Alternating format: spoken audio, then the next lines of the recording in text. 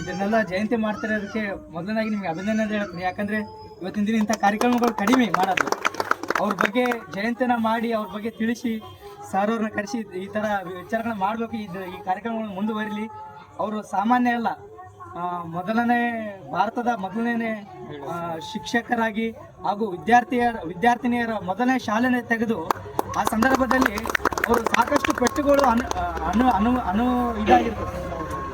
ಎಲ್ಲ ಅನುಮಾನ ಪಡುತ್ತಾ ಅವಮಾನಗಳನ್ನು ಸಹಿಸಿಕೊಂಡು ಅವ್ರಿಗೆ ಏನೇನೋ ಇದು ತೊಂದರೆಗಳು ಆ ಸಂದರ್ಭದಲ್ಲಿ ನಾನು ತಿಳಿದಿರೋ ಪ್ರಕಾರ ಕಲ್ಲನ್ನು ಎಸ್ದಿರ್ತಾರಂತ ಕೇಳಿದ್ದೀನಿ. ಅಂತ ಏನೇ ಕಲ್ಲನ್ನು ಎಸ್ದಿದ್ರು ಕೂಡ ಅವರು ಮರಳಿ ಎಸ್ದಿದ್ದೇನು ಅಕ್ಷರ, ಪ್ರತಿಯರಿಗೆ ಅಕ್ಷರನ ವಹಿಸ್ತಾರ. ಆ ರೀತಿ ಅವ್ರ ಮಾರ್ಗದಲ್ಲಿ ನಾವೆಲ್ಲರೂ ಕೂಡ ಇವತ್ತು ನಡಿಬೇಕು. ಅವರ ಮಾರ್ಗದಲ್ಲಿ ಇನ್ನೂ ಎಲ್ಲರೂ ನಮ್ಮ ಬರುವಂತ ಇನ್ನು ಮುಂದಿನ ಪೀಳಿಗೆ ಕೂಡ ಸಾಗಲಿ ಅಂತ ಹೇಳುತ್ತಾ ನಾನು 2 ಮಾತುಗಳಿಗೆ ವಿರಾಮ ನೀಡ್ತೇನೆ. ಧನ್ಯವಾದಗಳು.